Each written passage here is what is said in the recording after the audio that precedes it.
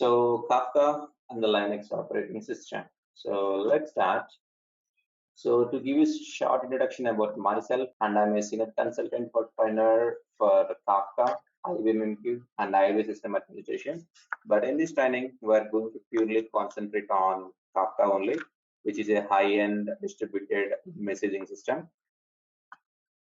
And I have given so many corporate trainings like DRDO, BlackRock, Ingram, Atas, CBS, Fidelity Investments, like this. In my professional experience, I have having more than 8 years of experience in Kafka, MQ, and IIB. So even Kubernetes also I have experience. And in my career, I have worked for insurance projects, investments projects, banking projects, and retail projects. So this is something about myself. Before explaining about Kafka, let me explain you something. For example, there is a source system and there is a target system. So here the business need is very simple. The source system has to send some data, some messages, some information to target system. So as we have one source system and one target system, so it looks like very simple, right? So source system can directly connect to the target system and it can send a message. So as one source, one target looks very simple, very straightforward. When you have more source systems and more target systems, and each and every source system has to connect to each and every target system, and all these are communicate to each other. Like 4 source systems are here and 4 target systems are here, and each and every system has to connect to each other. So source 1 should connect to all the target systems. Source 2 should connect to all the target systems. Source 3, all the targets. Source 4, all the targets. Now it looks like very, very complicated, right? So when we have just 8 systems, things becoming very complicated. Just imagine if you have thousands and millions of systems in your real-time use case, how complicated it would be, right? So it's very, very difficult, almost impossible to establish a communication among thousands and millions of systems. So to simplify this, to mimic this, so let me explain about what is the problem when we have more source systems and when we have target systems. So let's see what are the problems. So the first thing is, if you have 4 source systems and 6 target systems, you need to have 24 integrations you have to develop. So 4 into 6, yeah, total 24, right? So 24 integrations you have to write. And each and every integration comes with a difficulties around in terms of protocol, in terms of data format, in terms of data schema and evaluation. Like when you are designing a custom solution for each and every integration, you have to fix all these problems in real time. Like the source and target system, in terms of protocol, they should be good. In terms of data format, they should be accepting. In terms of data schema and evaluation, they should be having a proper shape. Yes, they're going to accept that particular schema evaluation, right? So for 24 integration, fixing these things would be very difficult. Now, when you have thousands and millions of systems, so when you want to design each and every solution for each and every integration for your 1,000 systems, just imagine you have to sit your lifetime and you have to fix them, which is almost impossible, right? And each and every source system will have an increased load from the connection. And when you are designing a custom solution to fix all these kind of problems, each and every source system again will be having an increased load, which will ultimately impact the performance of the communication between source and target system. So to mimic the solution, Apache Kafka came into picture. So if you see this diagram, in this diagram, there is a centralized Apache Kafka messaging system where all your source systems and all your target system, they connect to your Apache Kafka system. So the thing is, the Kafka concept is pretty simple, pretty straightforward.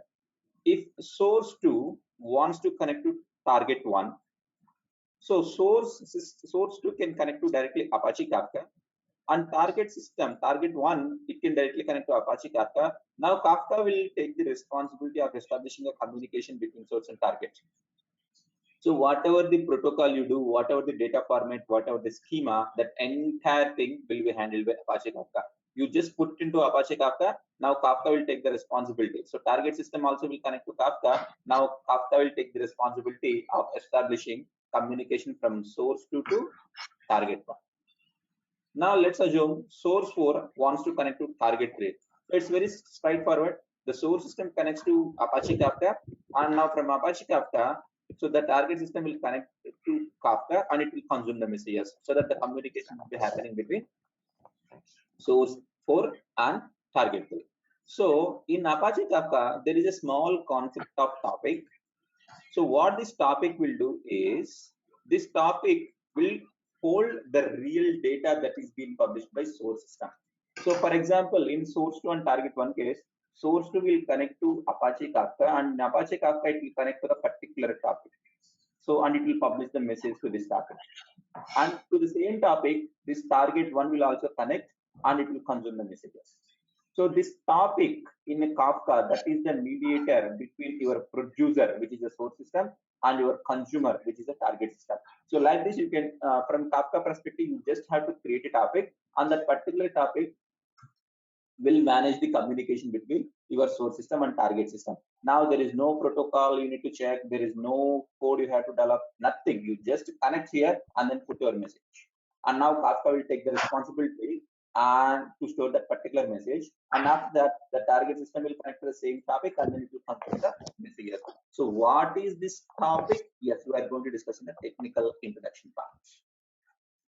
So here we can say Apache Kafka is a router for your messaging system.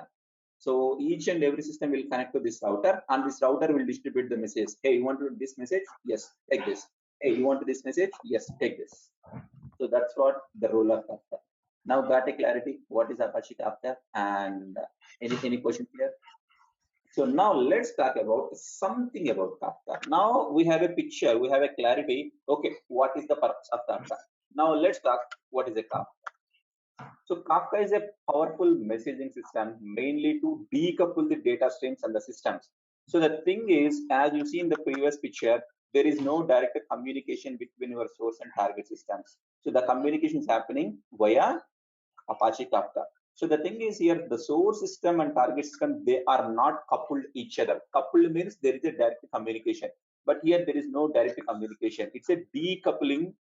So we are decoupling the source and target system. It means there is no need of direct communication between source and target. So Kafka allows source system and target system to communicate in publish subscribe mechanism. So in Kafka, applications can communicate to each other through publish subscribe mechanism only. So the sender application, the sender system, the source system can publish the message to Kafka, and the target system, which is a consuming application, they can subscribe that particular message from Kafka. So it means source system publish the message to Kafka, and the target system who are waiting for that particular message in that particular topic, they can consume it.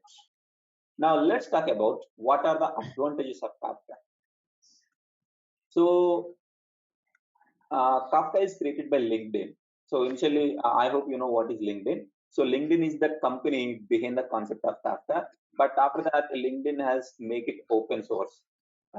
So right now, there is a company called Confluent, which is a major vendor for Kafka. So in Confluent, you have both open source Kafka and then enterprise Kafka. So the open source Confluent Kafka is called Confluent Community Edition, where you can download the code from Confluent website for free, and you can use it in a real-time system. Even for production cluster also, you can use that Confluent Community Edition. Or if you need the support, you can purchase a Confluent Enterprise Kafka version so that you will be having the support from the Confluent. Like whatever the critical issues we face, you just open a ticket to them so that they can solve the issue on behalf of you. So when coming to the advantages, Kafka is a distributed, resilient, and fault-tolerant architecture. Now let's see one by one. What is meant by distributed, what is meant by resilient, and what is meant by fault-tolerance. So distributed means data is distributed in more than one system. So the beauty of Kafka is not a single system. Kafka is a cluster, which means it's a combination of more than one system. So whenever any publisher publishes the message to Kafka, it will be distributed based on topic replication factor. So what is topic replication factor? Yes, we are going to discuss in the technical introduction. So the thing is, let's assume for that particular topic, I have replication factor of 3, and Kafka cluster is having 10 systems as a single cluster. Now, As your topic is having replication factor 3, your data will be distributed in 3 systems. If your topic having replication factor 5, then out of 10 systems, your message will be distributed in 5 systems, so that you will be having 5 copies of same message. So that if one system goes down, that's fine. Still 4 systems are available to serve your application. Although if 4 systems gone down, still there would be no impact for your application, because the replication factor is 5. It means 5 copies are there. 4 systems are down, still one system is available. One message is still available. One copy is still available. So consumer can consume from there. So that's what the highly distributed. Now, second thing is resilient. Resilient means capability of recovering in a quick manner from unexpected failures. For example, if some failure is happening in Kafka, so in the back end, Kafka has some healing capability. So it can recover the error itself. So that's what the resilient feature is. When you start technically working, you can understand this resilience feature, how it is going to work, especially when we build multi-node Kafka cluster setup. There you can feel this. Now, fault tolerance. Fault tolerance means if one system goes down, other system is still available to serve the application. So as we already discussed in the distributed setup, the advantage with the distributing of the message in more than one system is to provide the fault tolerance architecture. Fault tolerance means if one is down, that's fine. Another one is still available to make your job done. So that's what fault tolerance. As Kafka is a cluster, always, although one system is down, of course, second system is there to serve your application. So the main thing is the application people, they can feel a less downtime. They never feel, hey, there is a down. Can you fix this? So no, they won't get such kind of fail. So that's called the fault tolerance. So Kafka is horizontally scalable. It means you can scale to hundreds of brokers. So for example, in Kafka cluster, it's a combination of more than one system, right? So a system is called, a computer is called broker. Broker means it's a server where Kafka is installed. So for example, now I have built a single node Kafka cluster where only one broker is there. So tomorrow, if my business is expanded, my traffic is expanded, my applications are expanded, then I can scale out my Kafka machines, my brokers. I can scale to up to 3 node Kafka cluster. I can scale up to 10 node Kafka cluster. I can scale up to 100 node Kafka cluster. I can scale up to 1000 node Kafka cluster also. Depends on your business demand.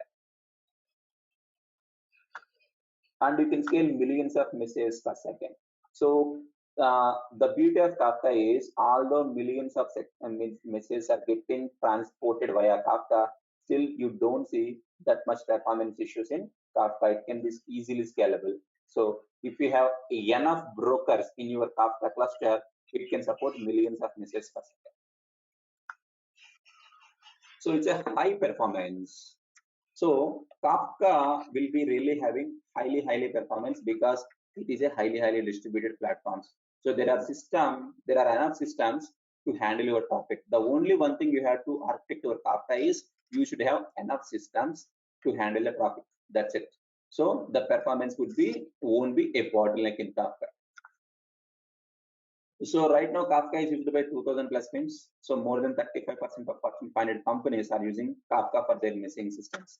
If you see Airbnb, LinkedIn, Netflix, Uber, Walmart, all these companies are using Kafka. And I have read an article recently, this Uber company, it is transporting 7 trillion messages per day across the globe. So 7 trillion means it's really huge. So per day in 24 hours of time, they are generating 7 trillion messages and they're successfully processing those messages. Now let's see some use cases of Kafka. So Kafka is a powerful messaging system and it can do an activity tracking. So activity tracking in the sense, for example, let's assume I have decided to purchase a mobile and I have opened a site called either Flipkart or Amazon, right? So for example, I have opened Flipkart and I searched for mobiles. I searched for 2-3 mobiles and I closed my website. I have not purchased, but I just look for this. So next day, when I again switch on my laptop, when I again open Flipkart website, so I have not done anything. But at the right side of the application or left side or top or down, they will pop up some offers. Hey, this mobile is having this much offer. This company is providing this much offer on this credit card. So they will show some offer if there exists. So although you have not searched for anything for the second time, still Flipkart will show like that. Now the thing is, how Flipkart know why Flipkart is showing only the mobiles for you? Because previously it has tracked your activity. So it has thinking that application is thinking that okay, you may be trying to purchase some mobile. So what the Flipkart application does was it has done some research. It has generated you some offers which are there. So the thing is, if you like the offer, maybe you purchase that mobile so that their business can happen. So on that intention, they are tracking your activity. Now the second advantage is gather metrics from different location. So for example, we have Google Maps, right? So for example, if I go to any mall or if I go to somewhere, next day when I woke up, the Google Maps will ask me, hey, yesterday I visited this place. Can you please provide your feedback? How this place, what are the facilities are there? So they will gather, so they will ask that information. So how does the Google Maps know that you visited that location yesterday? Like for example, if I go to any temple also, so it will tell, hey, you visited this temple yesterday, so please provide your feedback, how the temple looked like.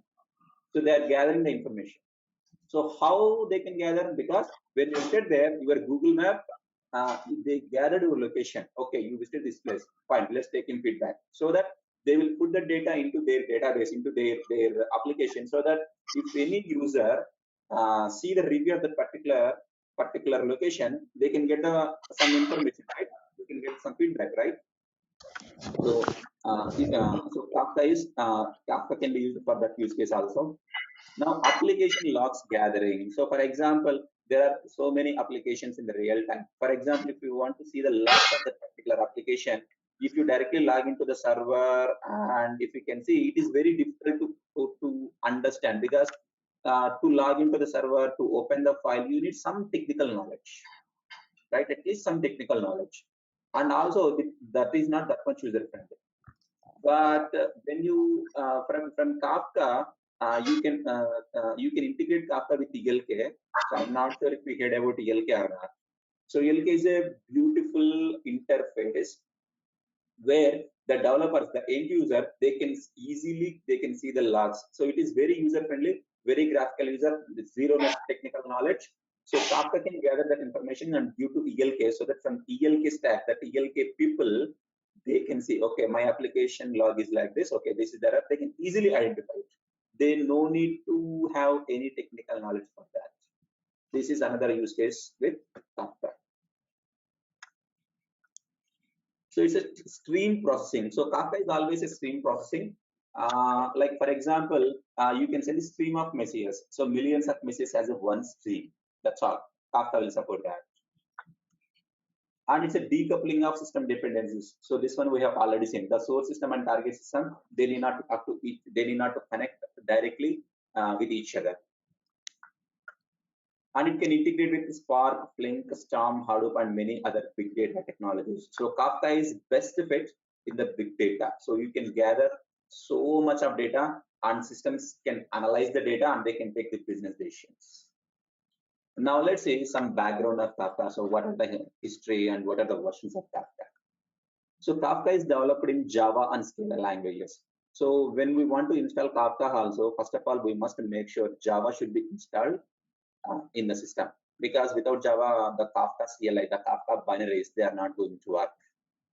So Kafka is officially launched in January 2011. Now there are various versions of Kafka like Kafka 0, Kafka 1, Kafka 2, like this. So right now Kafka 2.8.0 is the stable release. And 2.8.1 is released in 19th April 2021. So I think it's not 2.8 now. I believe it's 2.9. So the latest version is 2.8.0 only. And previous 2.8.0, it was 2.7.1, which was launched in May 10, 2020. So 2.8.0, this is launched in April 19, 2021. Here I want to tell you one thing. So the thing is, in Kafka, we have two kind of, we have various kinds of Kafka, like we have Apache Kafka, Confluent Kafka. So Apache Kafka versions are like this. Now when come to Confluent Kafka, so Apache Kafka is maintained by Apache company. Confluent Kafka is maintained by Confluent company. But the difference between Apache Kafka and Confluent Kafka is literally nothing. Both are same. Even Confluent also developed their Kafka based on Apache code only. Even when you download Confluent Kafka code, when you open the configuration file, you can see licensed from Apache software. You will see that line because Confluent just inherited that Apache foundation, that Apache Kafka code, and they added their own features. The only one thing is some differences will be there, like in terms of schema registry is there in Confluent Kafka, but schema registry is not there in Apache Kafka. So such kind of differences that they are there.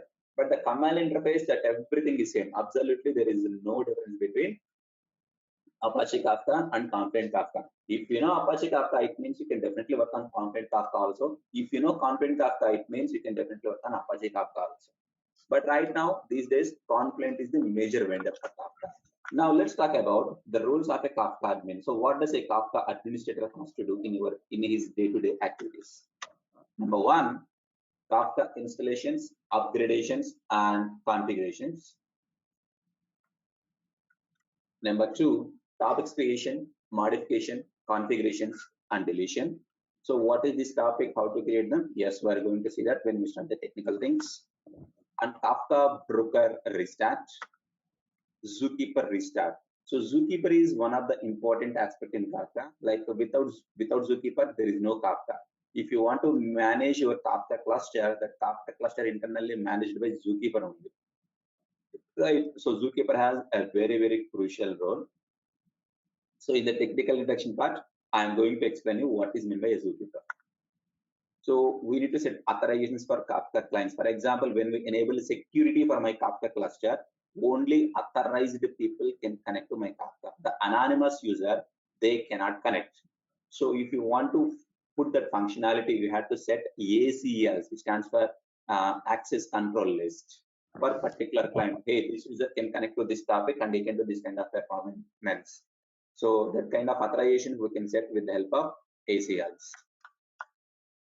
So verifying the logs such as Kafka logs and Zookeeper logs, and verifying the topics configurations. So each and every topic is having its own configuration, and based on the configuration, that particular topic is going to behave, like in terms of retention period, in terms of maximize bytes, in terms of minimum mincing replica. Like each and every application can connect to their respective topics, right? And we have to design, we have to configure the topic based on their application performance. So that we are going to discuss in the advanced topic configuration. So these are one of the major aspects of a Kafka admin. Now let me show you the course content, what we are going to discuss in Kafka.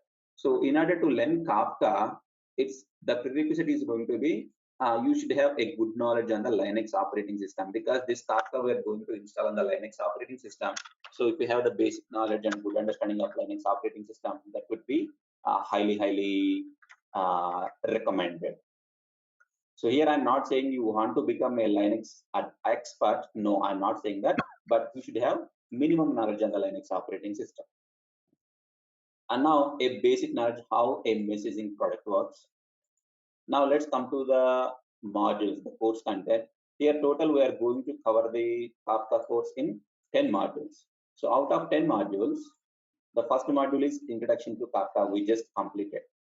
Now the second thing is Kafka components, like what is a broker in Kafka, what is Zookeeper, what are topics, what is a partition, what is replication factor, producer, consumer, everything we are going to discuss in the technical part. Now here comes the Kafka in-depth technical, Kafka single node installation. We'll take one Linux server. In that one Linux server, we are going to install Kafka. And how to do that? That's what we are going to see in module number 3. Now Kafka command line interface. So in this Kafka command line interface, the full-fledged Kafka administration work is going to start, like how to create a topic, how to produce a message, how to consume the messages, what is consumer groups, based on consumer groups, how does producer and consuming is going to work. So that's what we're going to see. Now advanced topic configuration. Like we just discussed that every topic should have its own configuration based on business requirement, based on application requirement.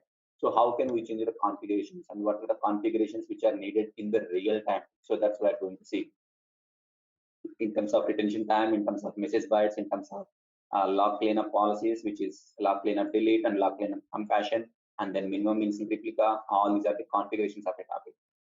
Now module 6, from here, the production environment Kafka starts. Like in a production, if you want to install, if you want to do a Kafka setup for a production kind of case, then the single node Kafka is not at all is going to use. So single node Kafka for development and test cases, yes, you can go with this. But for the production, for the real-time case, always go with the multi-node Kafka cluster. Here we are going to take 3 Linux servers and we are going to put them in a proper Kafka cluster. So where there it is having 2 parts. Number 1, Zookeeper quorum setup, and part 2 is going to be broker cluster setup. And coming to module 7, which is a client server architecture. In real world, how does a real application can connect to Kafka? What are the things we have to, what are the changes we have to make in terms of Kafka side and in terms of client side? So that's what we're going to discuss in module 7. Now the Kafka performance. So what are the factors that are going to impact the performance of Kafka in the real world? So that's what we're going to see. Now Kafka GUI tools. So the thing is, this Kafka GUI tools is a time saver for you in the real world. Every time when you want to see the topic, you no need to log into Kafka server, you no need to execute the CLI Kafka topics list command. No, you just open your GUI tool. It could be either Conductor or Offset Explorer. Like there are many tools for Kafka. Like we have Zoo Navigator, we have Yahoo Kafka Manager. But here I'm going to explain the real-time standards, which is a Conductor and then Offset Explorer. So Conductor is purely for administrative perspective. Offset Explorer, that will be used by the developers. If they want to see the topics every time, they no need to ask admin, hey admin, please give me the list of the topics. No, it's not like that. They can just simply use Offset Explorer. They can simply connect to Kafka. They can say, okay, these are the topics in my Kafka, and each and every topic is having this much message, these many messages, and these messages are occupying this much size. So they can observe with the help of Offset Explorer. But for kind of any changes, any kind of administrative task, they can reach us because admin task can be managed by Kafka admin only. And final and important thing, which is Kafka security. So here we are going to discuss about Kafka SSL security, a 3-layer of SSL security, which includes encryption, then layer 2 authentication, then finally layer 3 authorization. So this is what we are going to see. Like we'll take a full-fledged non-secure Kafka cluster and we will turn it to a full-fledged, fully secured Kafka cluster. So that's what we are going to see here. So these are the modules which we are going to cover.